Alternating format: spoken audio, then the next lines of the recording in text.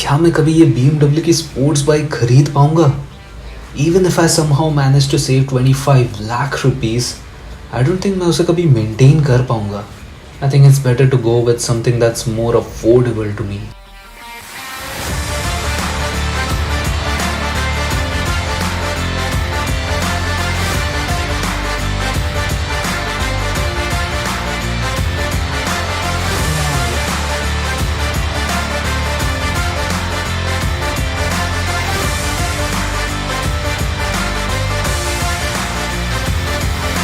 Finally, that something more affordable is here, and this is from BMW Motorrad, their very own, the most affordable sports bike, the G310 RR.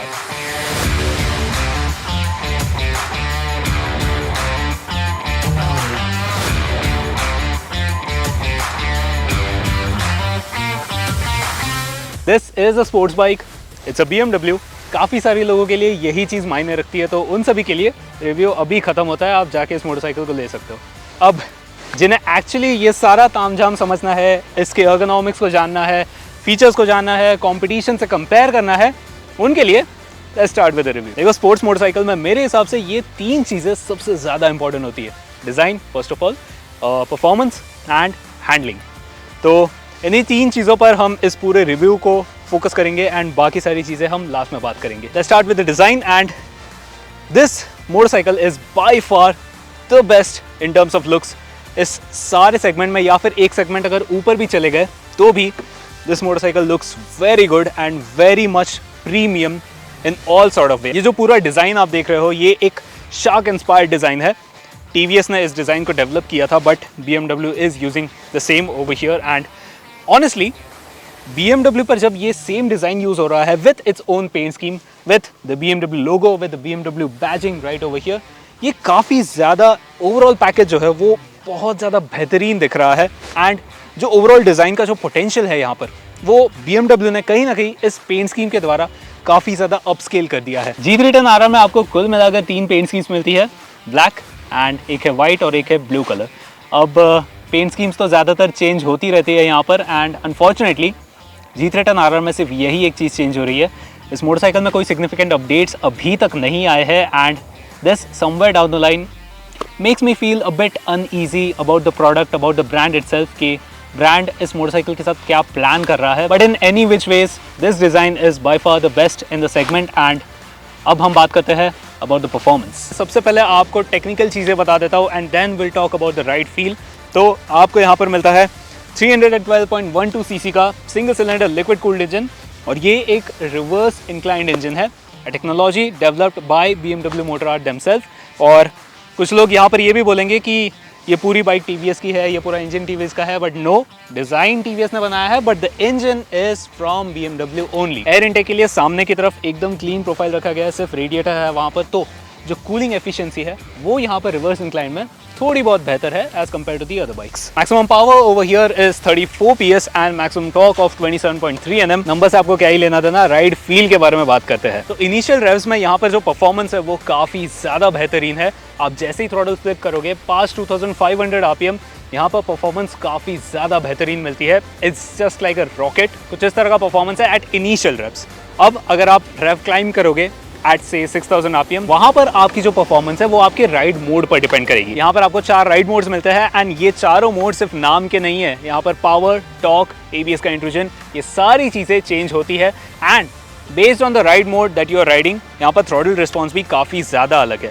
अगर आप urban और rain mode में चलाओगे तो initial रेव्स में आपको काफ़ी ज़्यादा अच्छी परफॉर्मेंस मिलती है। टॉप एंड पर ये जो रिस्पॉन्स है वो कहीं ना कहीं थोड़ा बहुत फ्लैटन आउट हो जाता है। अब यही अगर हम स्पोर्ट या फिर ट्रैक मोड की बात करें तो परफॉर्मेंस आपको थोड़ी बहुत लीनियर लगेगी, क्योंकि मैक्सिमम पावर और टॉर्क जो है वो आपका हाई रेव्स पर डिलीवर हो रहा है। तो इस वजह से ये जो मोड है, मैंने पर्सनली ऐसा एक्सपीरियंस किया है कि हाईवेज पर दिस मोड इज़ बेटर। आप अगर सिटी में चला रहे हो तो आपको वो इनिशियल रश ज़्यादा प्रेफरेबल होगा, तो वहाँ पर आप अर्बन या रेन मोड ज़्यादा यूज़ कर सकते हो। 6-स्पीड गियरबॉक्स और स्लिप एंड असिस्ट क्लच आपको यहाँ पर मिलता है, but somewhere down the line I feel कि यहाँ पर क्विक शिफ्टर भी ऑफर होना चाहिए। लीवर्स की अगर हम बात करें तो यहाँ पर आपको कोई एडजस्टेबिलिटी नहीं मिलती, जो कि आपको इसी बाइक के सिबलिंग्स द G310R और G310GS में देखने मिलती है। राइड क्वालिटी की अगर हम बात करें तो खैर स्पोर्ट्स मोटरसाइकिल में आप एक कंफर्टेबल राइड तो एक्सपेक्ट कर नहीं सकते, यहाँ पर भी कुछ वैसा ही सीन है। अगर आप सिटी कंफर्ट की बात करें तो सीट कुशनिंग उतनी ज़्यादा कुछ खास है नहीं दोनों राइडर और पिलियन के लिए। एंड इनफैक्ट अगर पिलियन के सीट कंफर्ट की मैं बात करूँ तो मेरे पिलियन ने इस पर बैठकर एक चीज़ कही थी, हड्डियों से हड्डियाँ टकरा गई। तो बाकी तो आप समझदार हो, कंफर्ट आप समझ जाओगे कि पिलियन के लिए कैसी है। राइडर की अगर हम बात करें तो आपको एक बार राइडिंग पोस्चर भी यहाँ पर दिखा देता हूँ। तो कुछ इस तरह का ओवरऑल स्टांस आपका रहने वाला है। आपकी जो अपर बॉडी है वो थोड़ी बहुत लीन रहेगी, एकदम ही ज़्यादा लीन नहीं है, तो it's kind of decent for highway tours. आप ऑलमोस्ट 70 से 100 किलोमीटर कंटिन्यूसली चला सकते हो, but after that you will have to stop. Pillion के भी राइडिंग पोस्चर की अगर हम बात करें तो हरीश हमारे साथ है, प्लीज़ सर। खैर स्पोर्ट्स मोटरसाइकिल में कुछ ऐसा ही रहता है कि पीछे जो बैठता है वो अगले फ्लोर पर बैठा रहता है, तो यहाँ पर भी कुछ ऐसा ही सीन रहने वाला है। कंफर्ट इतनी ज़्यादा अच्छी नहीं रहने वाली, एंड प्लस यहाँ पर आपको पीछे की तरफ ग्रैब रेल्स भी मिलते नहीं है, सिर्फ एक रॉड है, दूसरी तरफ नहीं है। तो I don't know what is the ideology behind that, but yes this is about the pillion comfort. अब आता है तीसरे पॉइंट पर, which is the handling. And sports motorcycle में ये काफ़ी ज़्यादा इंपॉर्टेंट चीज़ रहती है। आपको आगे की तरफ यूएसडी फोक्स मिलते हैं एंड पीछे प्रीलोड एडजस्टेबल मोनोशॉक। जो ओवरऑल सस्पेंशन की डैम्पिंग है that is very much good. Suspension corners पर स्टिफ रहता है, तो कॉर्नरिंग के टाइम आपके पास एक काफ़ी ज़्यादा अच्छा कॉन्फिडेंस रहेगा।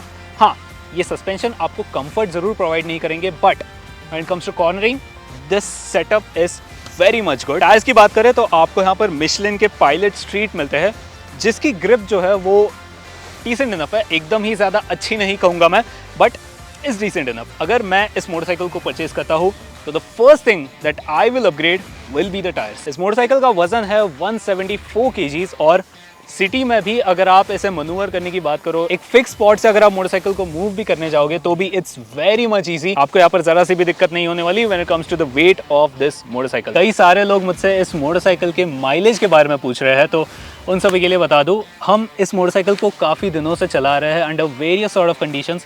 हाईवे राइड्स हो गए, सिटी राइड्स हो गए, सब में हमने इस मोटरसाइकिल को काफ़ी अच्छी तरह से चलाया है, सिंगल पिलियन के साथ भी। And the mileage over here is around 25 to 30 kmpl in city. अगर आप हाईवे पर चलाते हो तो आप 30 या 33 kmpl तक भी एक्सपेक्ट कर सकते हो। अब थोड़ा बहुत फीचर्स के बारे में बताता हूँ। तो यहाँ पर आपको ऑल LED सेटअप मिलता है, all LED projector headlamps and all LED tail lamps. Headlight की जो थ्रो है that is one of the best. आपको इस सेगमेंट में इससे ज़्यादा बढ़िया हेडलैम्प्स नहीं मिलने वाले। एंड यहाँ पर आपको डिस्प्ले में भी एक 5 इंच का फुल डिजिटल TFT डिस्प्ले मिलता है। अभी हमारे साथ यहाँ पर दोनों G310R और G310RR खड़ी है। दोनों ही मोटरसाइकिल्स में आपको ड्यूल चैनल ABS की सेफ्टी मिलती है, but there is one very important point that's missing on both this bikes, that is the traction control. और ये इसलिए इंपॉर्टेंट है क्योंकि इन दोनों बाइक्स का जो इनिशियल परफॉर्मेंस है वो काफ़ी ज़्यादा तगड़ा है, और इस वजह से अगर कोई न्यूबी इस मोटरसाइकिल को चलाने जाएगा तो there is a high chance of him skidding the rear wheel. तो ट्रैक्शन कंट्रोल की safety I think at this price point is very much essential. Finally बारिश रुक चुकी है, हमारी गाड़ी भी धुल चुकी है, और अब सबसे इम्पॉर्टेंट बात पर आते हैं, which is the price and it's competition. तो इस मोटरसाइकिल की कीमत जब लॉन्च हुई थी तब 2 अलग अलग वेरिएंट्स के साथ आती थी, अब इन्होंने फाइनली एक सिंगल वेरिएंट कर दिया है and the price is ₹3.05 lakhs ex showroom.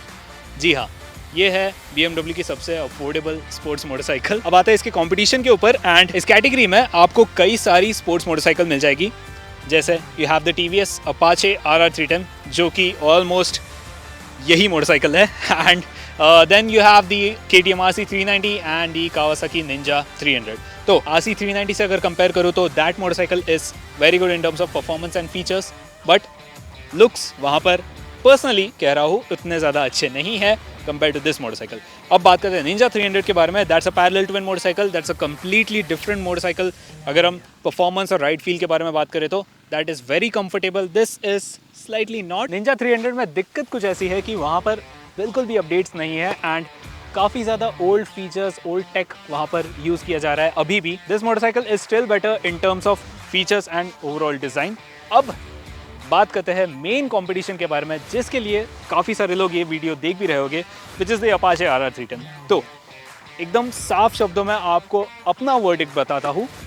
अगर आप एक वैल्यू फॉर मनी मोटरसाइकिल ढूंढ रहे हो तो अपाचे RR310 आपके लिए बेटर रहेगी, क्योंकि वहाँ पर आपको एडिशनली बेटर टायर्स मिलते हैं, आपको ब्लूटूथ कनेक्टिविटी मिलती है, आपको फ्रंट एडजस्टेबल सस्पेंशन भी मिलते हैं और रेस किट भी एक वहाँ पर एडिशनल चीज़ आपको मिल जाती है विथ लेस प्राइसिंग। बट अगर आपके लिए सर्विस क्वालिटी, पार्ट्स क्वालिटी, ये सारी चीज़ें and specially brand value important है, तो मेरे हिसाब से आपको आग बंद करके इस मोटरसाइकिल के साथ जाना चाहिए। देखो, मेरा पर्सनल एक्सपीरियंस रहा है कि मोटरसाइकिल चाहे कितनी भी अच्छी हो, अगर सर्विस खराब है तो somewhere down the line that product and that brand has failed. But fortunately G310 RR के साथ ये केस नहीं है, एंड अगर आपको वो अश्योरेंस चाहिए after paying a hefty amount of around ₹3.5 lakhs, तो G310 RR should be your next purchase. Thank you so much for watching this video. If you like this bike, if you like this video, do hit that like button, share this with your friends and stay subscribed for more quality automotive content.